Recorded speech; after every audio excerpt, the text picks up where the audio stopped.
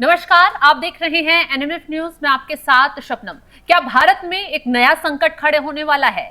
क्या अब ट्रंप के साथ G7 के बाकी देश भारत पर नया एक्शन लेने वाले हैं? दरअसल खबर ये आ रही है कि G7 के जो देश हैं वो भारत के खिलाफ कुछ प्लानिंग करने में जुटे हुए हैं।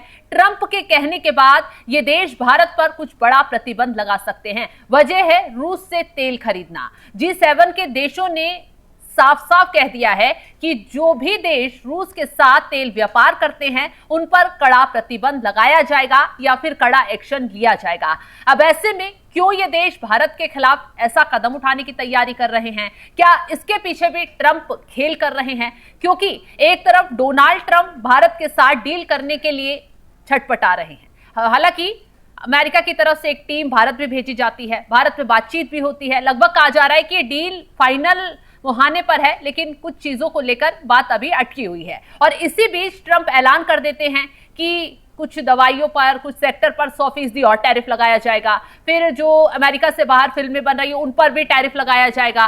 तो कहीं ना कहीं भारत पर इफेक्ट तो उन चीजों से पड़ ही रहा है, लेकिन अब वो सीधा भारत पर प्रहार ना करके अपने करीबी देशों के जरिए भारत को गिराने, भारत पर हमले करने की कोशिश कर रहे हैं। अब पहले आपको पूरा मामला बताते हैं ग्राफिक्स के जरिए कि G7 देशों ने क्या रणनीति भारत के खिलाफ बनाई है, क्या रणनीति चीन के खिलाफ बनाई है। रूसी तेल की खरीद को लेकर 7 देशों के समूह G7 ने बड़े एक्शन की तैयारी की है।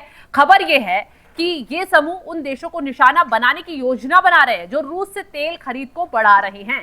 खास बात यह है कि भारत और चीन रूस के तेल के बड़े खरीदार हैं। भारत की तरफ से साफ कहा जा चुका है कि उसे अमेरिका और यूरोपीय संघ निशाना बना रही हैं। G7 ने अब छूटते ही कह दिया है रूस पर दबाव बनाने के लिए साझा कदम उठाए जाएंगे। समूह के वित्त मंत्री ने साफ साफ कहा कि यूक्रेन पर आक्रमण के कारण रूस के राजस्व को कम करने की कोशिशें जारी हैं। G7 के साझा बयान में साफ कहा गया है, हम उनको निशाना बनाएंगे जो यूक्रेन पर आक्रमण के बाद से रूसी तेल खरीद को बढ़ावा जारी रखे हुए हैं। ट्रंप ने G7 देशों से रूस से तेल खरीदने वाले देशों पर शुल्क लगाने का अनुरोध भी किया है। अमेरिका ने जोर देकर कहा कि केवल एकीकृत प्रयास से ही मॉस्को की युद्ध मशीन को धन मुहैया कराने वाले स्रोत को बंद किया जा सकता है। अमेरिका ने यह भी कहा था कि ऐसा करके ही रूस को बेवकूफी भरा हत्या को रोकने के लिए पर्याप्त दबाव बनाया जा सकता है। बता दें G7 में America, Canada, France, Germany, Italy, Japan और ब्रिटेन शामिल हैं। ये वो 7 देश हैं जो भारत पर, चीन पर एक्शन लेने की तैयारी कर रहे हैं। अब क्यों ये देश आगे आए हैं आपको बता दें, एक दिन पहले ही डोनाल्ड ट्रंप की तरफ से पुतिन को खुले तौर पर परमाणु हमले की धमकी दे दी जाती है। डोनाल्ड ट्रंप का कहना है कि उनके पास परमाणु हथियार हैं, अगर वो उनका इस्तेमाल करते हैं तो क्या ही होगा वो पुतिन जानते हैं, लेकिन वो ऐसा नहीं करेंगे क्योंकि जरूरत पड़ी तो करना भी पड़ेगा। ट्रंप की तरफ से साफ साफ ये बयान तब दिया गया जब उन्होंने एक मिलिट्री बेस पर कुछ सैन्य अधिकारियों को इकट्ठा किया, कुछ अपने बड़े अफसरों को इकट्ठा किया, एक खुफिया मीटिंग बुलाई गई, जिसके बाद कहा जाने लगा कि क्या पुतिन को घुटने टिकवाने के लिए डोनाल्ड ट्रंप अब किसी भी हद तक जा सकते हैं, क्योंकि भारत को रोकने के लिए उन्होंने कि दोस्ती किसी तरह पुतिन से भारत की टूट जाए, तमाम कोशिशें कर ली। चीन पर उन्होंने जो अटैक किया, लेकिन चीन ने पलटवार किया तो डोनाल्ड ट्रंप चीन पर थोड़े नरम हो गए। अब भारत लगातार ट्रंप को उन्हीं के लहजे में जवाब दे रहा है, तो ट्रंप जो है वो बौखलाए हुए हैं क्योंकि एक तरफ पुतिन उनकी बात नहीं मान रहे हैं, घर जाकर भी पुतिन ने ट्रंप की शर्तों को नहीं माना, ट्रंप की बेइज्जती कर एक तरीके से वहां से लौट आए क्योंकि प्रेस कॉन्फ्रेंस में ट्रंप को लगा पुतिन से कुछ ऐसा बुलवा देंगे जो उनके करीबी देश हैं वो भी असहज हो जाएंगे, लेकिन पुतिन वहां से बिना कुछ बोले वापस लौट जाते हैं। बंद कमरे में दोनों नेताओं की मुलाकात होती है और उसके बाद कुछ भी फाइनल निकलकर सामने नहीं आता। ना ही पुतिन की तरफ से ऐलान किया जाता है कि वो यूक्रेन के साथ युद्ध रोकेंगे या नहीं रोकेंगे। ट्रंप अब इस मामले को लेकर इतने ज्यादा परेशान हो गए हैं कि पुतिन उनकी बात मान नहीं रहे और यूक्रेन ने भी साफ साफ कह दिया है जेलेंस्की की तरफ से कि जो शर्तें लगाई जा रही हैं वो उन शर्तों पर सीज फायर लागू नहीं होने देंगे। तो ऐसे में अब डोनाल्ड ट्रंप जो है शांति दूत बनने की कोशिश में कुछ भी कर गुजरने की उस पर खड़े हो गए हैं। एक तरफ वो भारत को आंख दिखा रहे हैं, चीन को आंख दिखा रहे हैं, तो दूसरी तरफ पुतिन को हमले की धमकी दे रहे हैं कि परमाणु हमला किया जा सकता है, हमने तो अपनी पनडुब्बियां तैनात कर दी हैं।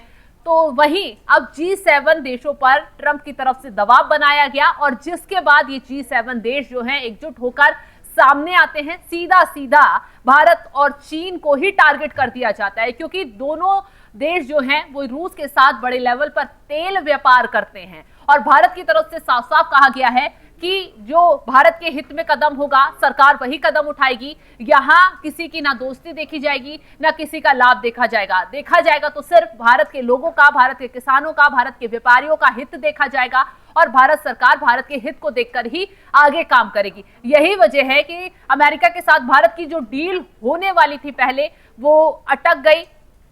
हालांकि ट्रंप ने बातचीत को आगे बढ़ाया, बार बार भारत को दोस्त कहा, प्रधानमंत्री मोदी को दोस्त कहा, नरमी चीजों में दिखाई। उसके बाद लगभग जो डील है वो फाइनल होने की कगार पर आई, लेकिन अभी डील फाइनल नहीं हुई है। उससे पहले ही नया खेल खेल दिया गया है। अब ऐसे में अगर G7 के ये देश भारत पर कोई प्रतिबंध लगाते हैं, चीन के खिलाफ कुछ कड़ा कदम उठाते हैं, तो कितना नुकसान इन देशों को होगा, भारत के साथ इनका कितना व्यापार है, चलिए विस्तार से बता देते हैं।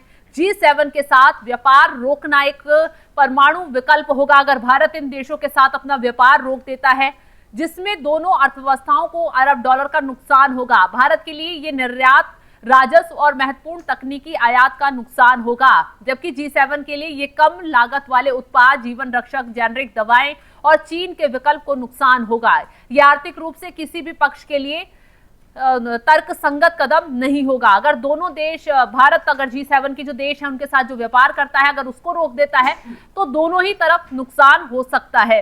अगर भारत अमेरिका के साथ अपना व्यापार बंद कर दे, इस जो G7 के देश हैं अगर ये भारत पर प्रतिबंध लगा देते हैं तो यहां पर भी अमेरिका को भी नुकसान होगा और भारत को भी। वैसे भी टैरिफ से पहले ही अमेरिका के बाजारों में हाहाकार मचा हुआ है क्योंकि भारत पर जो टैरिफ लगाया अमेरिका की तरफ से, सामान यहां से जो जाता था वहां महंगा हो गया, जो वहां पर भारत से जुड़े जो व्यापारी थे उन पर संकट आ गया, कई स्टोर बंद हो गए, तो ऐसे में वहां की जनता को महंगाई की मार भी झेलनी पड़ी। यही वजह है कि टैरिफ का अमेरिका में ही विरोध हुआ और अब ऐसे में डोनाल्ड ट्रंप दूसरों के कंधे पर रखकर भारत के खिलाफ बंदूक चलाने की जो कोशिश कर रहे हैं, हो सकता है भारत उसका जवाब आने वाले वक्त में उसी तरह से दे दे। आपको बता दें कि अमेरिका भारत का सबसे बड़ा व्यापारिक भागीदार है। व्यापार बंद होने पर जो चीजें प्रभावित होंगी वो कई बिलियन डॉलर में हो सकती हैं। दोनों देशों की अर्थव्यवस्थाओं को भारी नुकसान